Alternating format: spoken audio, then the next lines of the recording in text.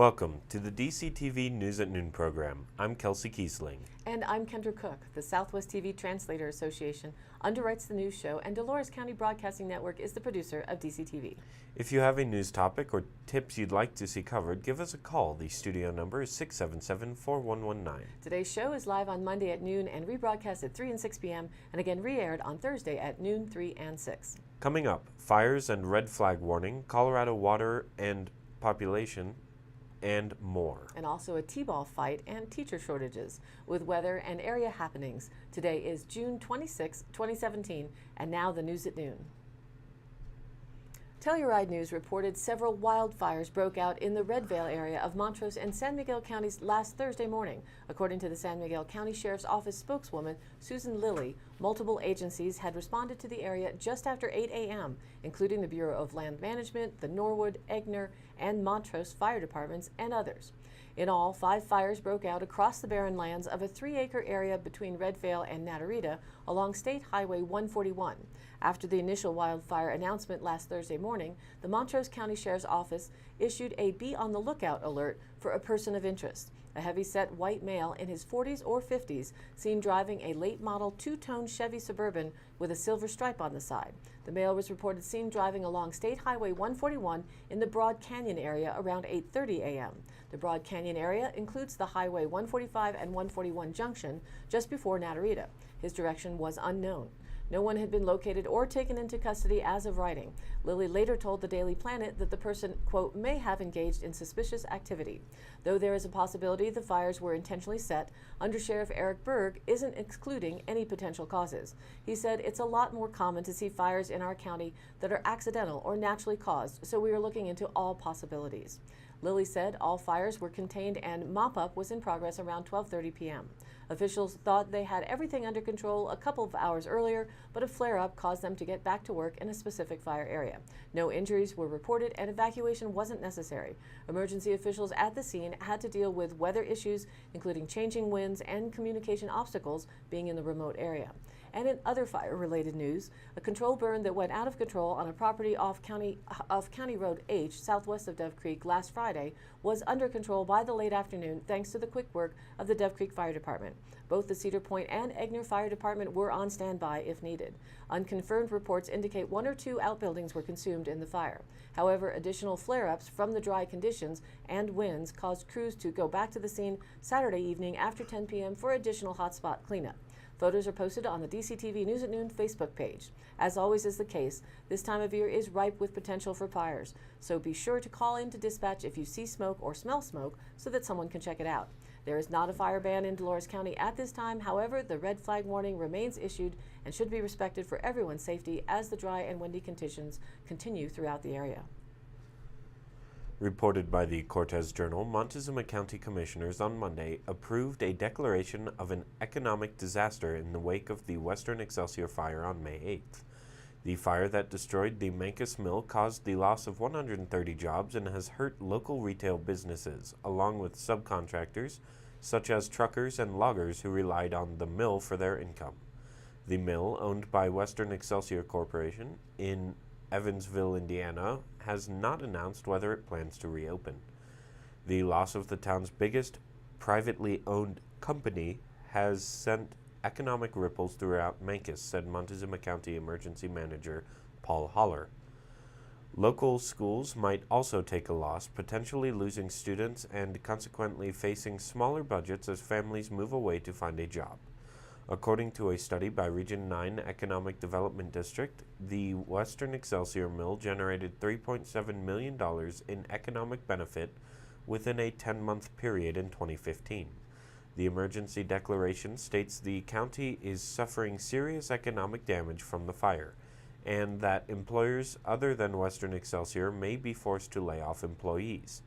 David Sitton, of Aspen Wallwood of Dolores, said the mill fire impacts his business because it partners with Western Excelsior on aspen logging efforts. The 2 mills work together to provide the aspen trees logged, with smaller trees going to Western Excelsior for shredding, and larger ones going to Aspen Wallwood to make paneling. There are environmental impacts too. San Juan National Forest officials said they are concerned because they rely on Western Excelsior to buy aspen logging sales that thin out overgrown forests. Western Excelsior is one of 2 aspen contractors on the Dolores Ranger District. The Forest Service awards the mill about 50% of the aspen offered per year based on sealed bids and proposals. Reported from the Durango Herald and Washington, D.C., if population projections for Colorado and the region are on target, water supplies could be a critical issue by mid-century, experts say.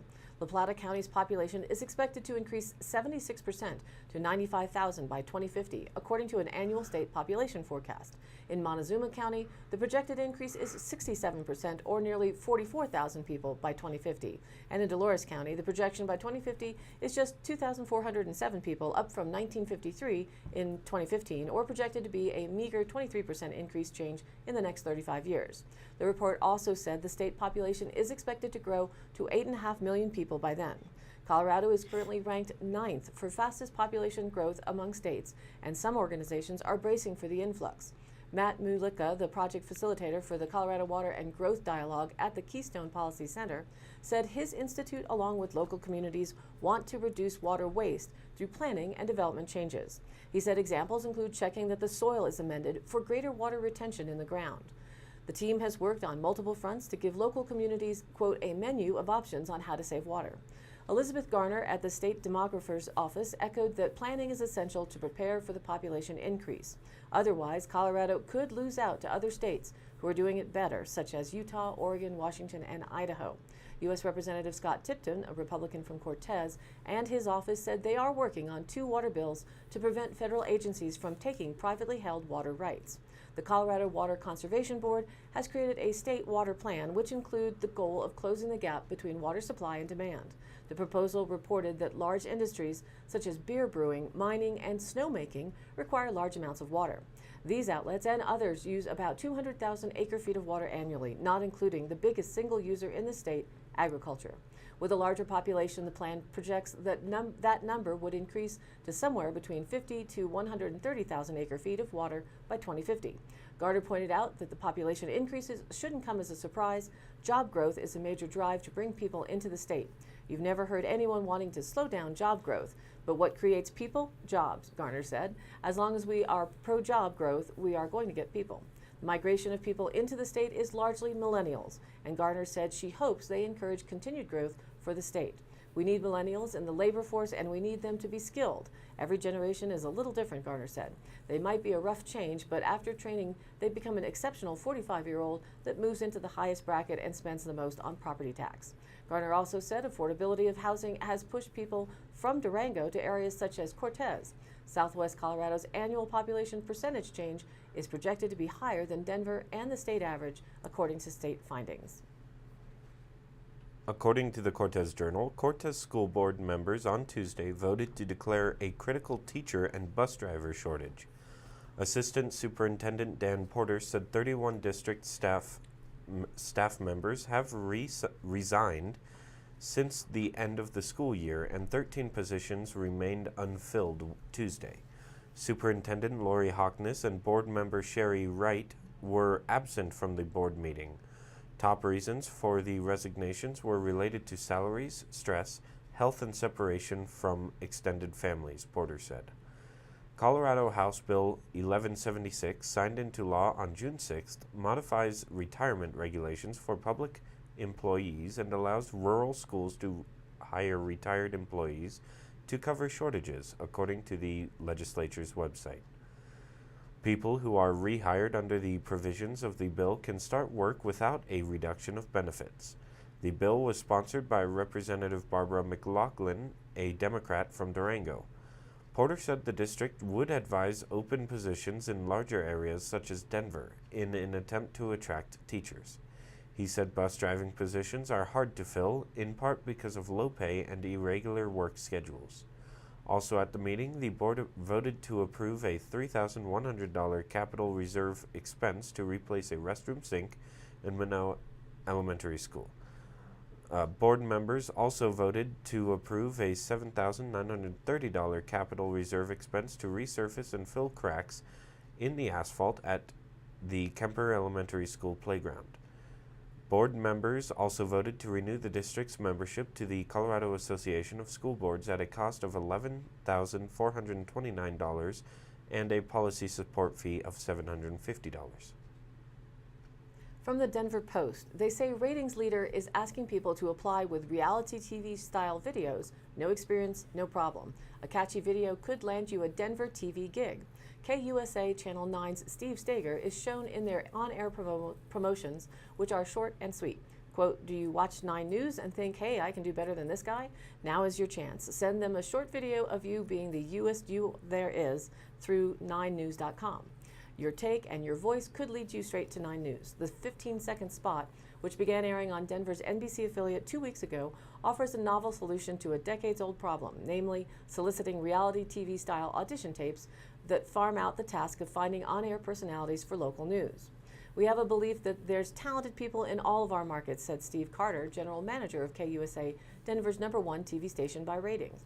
And there are people that could probably be good contributors on television, whether it's doing certain stories or having a specialty, like being a movie reviewer or knowing a lot about cars or technology. Carter noted that former anchor Greg Moss joined KUSA from the Denver Business Journal, despite never having appeared on air prior to that. The call follows a hiring wave in the Denver offices of Tegna Media, KUSA's owner, which plans to launch a nationally syndicated news program based in Denver this fall called Daily Blast Live. Tegna officials have already hired 45 people for Daily Blast Live, Carter said, with more on tap. A jobs.net page lists 12 open jobs for Tegna Denver positions, ranging from Instagram and Snapchat manager to creative director, and 13 jobs at KUSA in particular, all posted since May 28th. The jobs posted as Tegna Denver positions are all for Daily Blast Live. However, the career path for anyone submitting a 2-minute video is less clear. Not everyone finds the idea of crowdsourcing on-air talent charming. Another major embarrassment for this once great industry, wrote Scott Jones, editor of the TV news industry watching site FTVLive.com, says it is nothing more than a slap in the face to real journalists.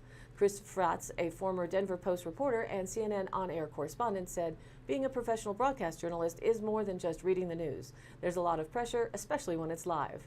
You have to implement journalistic standards in real time. It's a skill, and not one that every YouTube personality has. Several local TV news sources declined to comment on the 9 News campaign, saying they didn't know enough about it and didn't want to openly criticize a rival. But there's a reason that personality is key in the 9 News search. Quote, journalists who have personalities are the most successful in this business, he said. But we're not technically looking for a journalist. This business is about meeting people, talking to people, and getting people information from people. And those that can communicate well are the most successful. Who knows, maybe a Southwest Colorado resident with hidden talents might submit a 1 to 2 minute video being an expert on farming or the like. So go ahead and upload your video submission online at yourtake.9news.com. Reported by the Cortez Journal, police were called on Monday night to the baseball fields at Parque de Vida for a report of several adults who were fighting at a children's t-ball game. One woman, Keisha McCauley of Cortez, was issued a summons for disturbance of the peace after a parent claimed she had hit a 13-year-old girl during the game. Myra Yellowhorse, a spectator from Shiprock, New Mexico, posted a short video of the incident to Facebook that had received over about 12,000 views by Thursday afternoon. The video shows several women kicking and dragging McCauley, who appeared to be trying to grab one of them by the hair. According to the police report, no one was injured in the fight, although medics were called to examine one woman because she was pregnant and said she wasn't feeling well. After being checked, she declined further assistance. Witnesses gave conflicting reports about what started the fight, but responding officers declined to press assault charges against anyone, saying that there were no serious injuries. Cortez Parks and Recreation Director Dean Palmquist said on Thursday that he wasn't aware of the incident. The city softball field was being used at the time by the Southwest Softball Association, which was holding its last girls' t-ball game of the season. Umpire Director Randy Elliott said that according to team rules, McCauley will be barred from attending the next 2 games, which in this case will be the first 2 games of the next season. He said the city's adult softball league still sees about 1 fight per year, usually between players and umpires, but city policy is to suspend players from the program if they are caught fighting. And now here's our weather report. The fine print from the National Weather Service says 6 to 10 days of dry and warm weather. Wind speeds are forecast for today to be just below critical fire weather requirements. Tomorrow those conditions will likely be met, and a fire weather watch for northwest Colorado and northeast Utah are mentioned already for Moffat and Rio Blanco counties. They are in the northern end of coverage of our region's experts, and wind speeds here usually exceed forecasts. The southern mountains of Colorado may have some scattered showers and thunderstorms today, but they'll be dry in nature. Tomorrow evening, a shortwave trough is expected to disturb wind speeds and convective activity, and there will be more dry isolated storm activity for the northwest counties, and an increase of fire weather there. So prudent behavior would suggest that we are close enough and just lay off with the burns until we get some reliable rain for a while. Fire weather zones should increase over the next 6 to 10 days. Weather reports may become a report on where our smoky skies are coming from each day, or why no smoke today. Today had a red flag warning for a total of about 75,000 square miles from Los Angeles to the western 2/3 of Utah, which were under a red flag warning. There are currently 21 large wildfire incidents listed on the USDA Forest Service website, and all but one are in the Great Southwest. At least 40 are being fought. Altogether, the Brian Head fire in Utah was a source of smoke for us last week, and as of this morning had 1,140 personnel in the fight, and has involved 42,800 acres so far, and was estimated to be 10% contained this morning. 750 people have been evacuated. High pressure has brought extreme heat to much of the western U.S. in recent days, which will finally begin to break down a little over the next couple of days. One more day of hot temperature is expected for today. The Pacific Northwest will not see the extreme heat of Sunday, but temperatures will remain above average for many areas there. Temperatures will soar into the 90s for portions of the northern Intermountain West and the valleys of the northern Rockies. A cold front is forecast to move into the northwestern U.S. and northern Rockies Monday night into Tuesday. It will bring an end to the heat along with scattered showers and thunderstorms. High temperatures Tuesday and Wednesday will be much closer to seasonal average from the northwest to the northern Rockies. As this frontal system moves from the Rockies to the plains, showers and thunderstorms are expected to develop across the central and northern plains by Tuesday afternoon. Some could be severe. Farther east, an upper level trough will keep temperatures generally near or below average into the middle of the week for the eastern half of the country. Scattered showers and thunderstorms will be possible each day along the Gulf Coast, primarily during the afternoon and evening hours. Areas of showers and storms will also be possible today and Tuesday from the Great Lakes to the northeast. Temperatures will stay down a few degrees over the next 5 days. That means upper 80s will remain for the rest of this week, and this is still a few degrees above normal, but better. Lows will stay in the lower 50s. The wind speed will continue to be accompanied with some erratic gusts, but it will generally range from 5 to 15 day or night. Now back to the news. Reported by the Cortez Journal, Montezuma County is stepping up enforcement to control noxious weeds on private property when they get out of control and impact neighbors.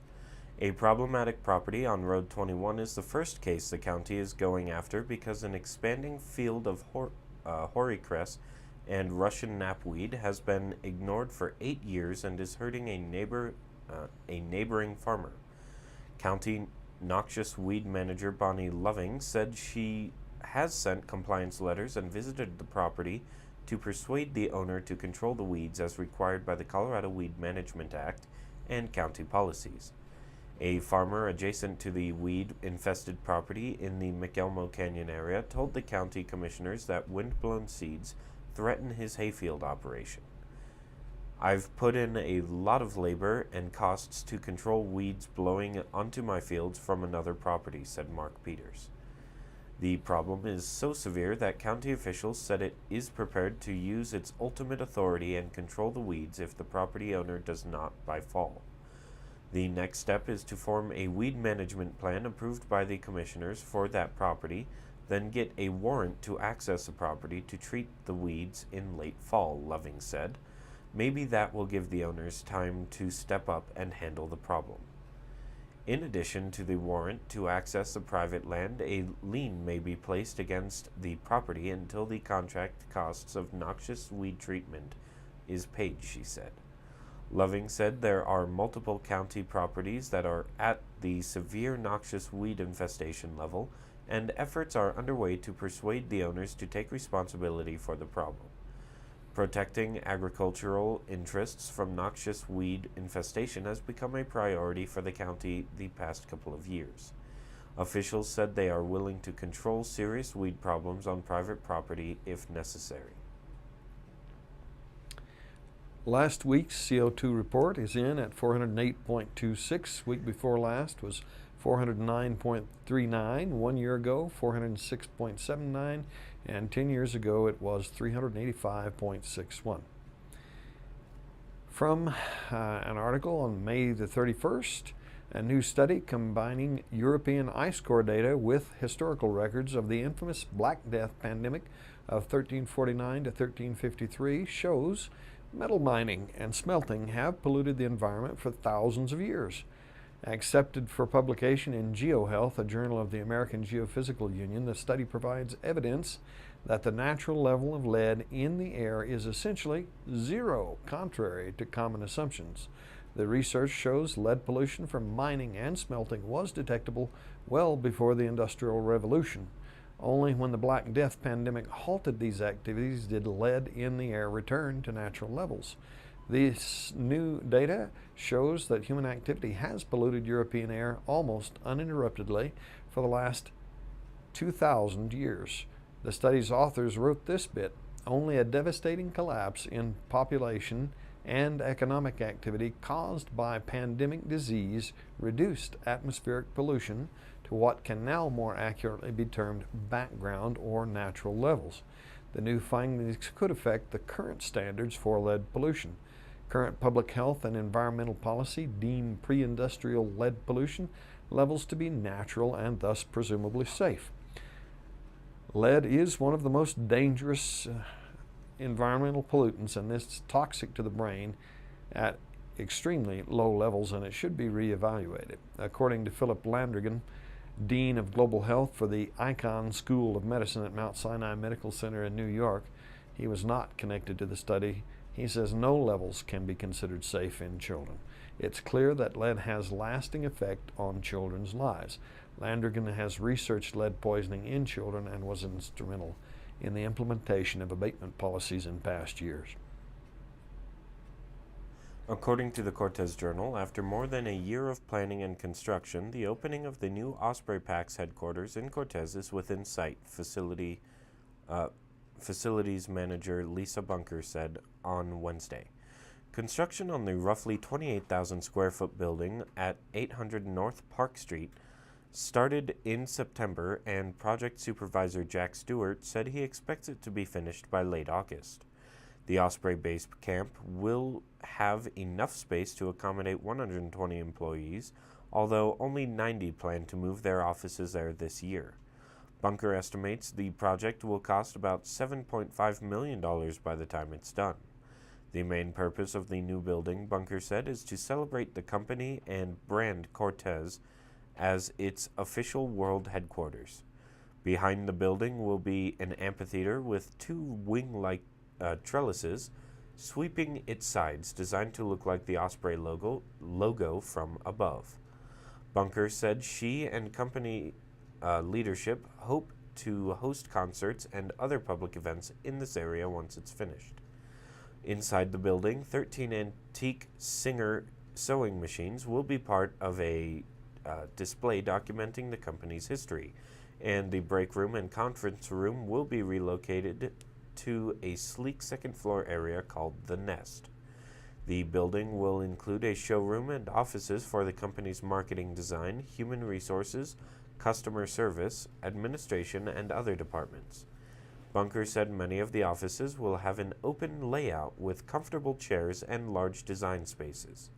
Even though the building is located in one of Cortez's busiest traffic areas, the design calls for trees and shrubbery to be planted around it to obscure workers' view of the street, and Stewart said some raised banks around the back of the building will help block some of the traffic noise. Only about 8 to 10 employees will remain in Osprey's current headquarters, which will get a remodel so it can become the new warranty and repair shop for the company. Here's a story by Mary Kokenor in the San Juan Record. The Jackalope Trading Company is the newest addition to the business scene over in eastern Utah. The jackalope, aka the warrior rabbit, was first encountered by John Coulter, the first white man to set foot inside what is now known as the state of Wyoming. By the 1940s, Douglas, Wyoming was known as the jackalope capital of the world, being overrun by the pesky critters. The legislators knew a good legend and tourist draw when they saw it. So in 2005, the jackalope became Wyoming's official mythical creature. These creatures are most definitely not on the endangered species roll, so the Douglas Chamber of Commerce issues thousands of jackalope hunting licenses, despite rules specifying that the hunter cannot have an IQ higher than 72 and can hunt only between midnight and 2 a.m. each June 31st. Now, for those of you, yes, the two of you, who have no clue as to what a jackalope is, it is a species of antlered rabbit, mostly brown in color, between 3 to 5 pounds in weight, and can travel up to a speed of 90 miles an hour. They're said to have been a cross between a pygmy deer and a vorpal bunny, a la Monty Python and the Holy Grail. Therefore, they are extremely aggressive and vicious. This species is not North American specific, but has cousins in Germany, the Wolperdinger, and Sweden, the Skvader, with illustrations depicted in 16th century scholarly works. Then, of course, there are those who have to take the fun out of the legend by stating a virus called papillomatosis, or jackalopism, creates certain growths caused by a parasite to harden on the top of a rabbit's head, resembling horns. Local artisan Melinda Redd and husband Adam Redd have taken the jackalope, the historical concept of the trading post, and the aura of the Southwest to create a unique shop. Jackalope Trading Company opened in June after many months of renovation, persistence, and hard work. Melinda Redd is a renowned photographer, artist, and jeweler. Her crafts are displayed around the shop and upon the walls. This was her inspiration to show and share her craftsmanship with locals and visitors alike. In addition to her works, local artisans' works are also on display. Buy Utah is the main theme in goods for sale. Native American jewelry with certificates of authenticity are carefully watched over by one of the warrior rabbits. The free trade program is exhibited in the beautifully crafted baskets from Africa and Vietnam. There are food items also, such as dried sausage and sweetly delicious licorice. Jackalope Trading Company is located at 188 South Main Street in Monticello. Open Tuesday through Thursday, 9 to 6 p.m., Friday and Saturday at 10 to 8 p.m., and closed Sundays and Mondays. Reported by Denver9News.com, starting on Friday, June 30th, the Denver Convention Center will be flooded with nearly 130,000 costumed comic fanatics for the Denver Comic-Con. It'll be the 5th time the city has held the event, but never with so much security.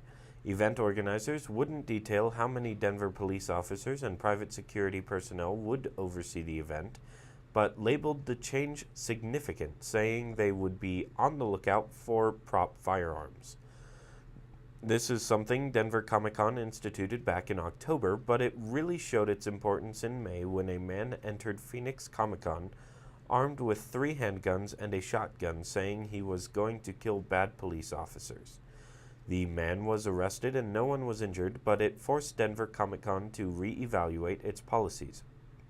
Comic-Con Communications Manager Tara Hubner said, we make assessments at the end of each year to see what worked and what didn't, and what sort of changes we need to make moving forward, so it's definitely significant.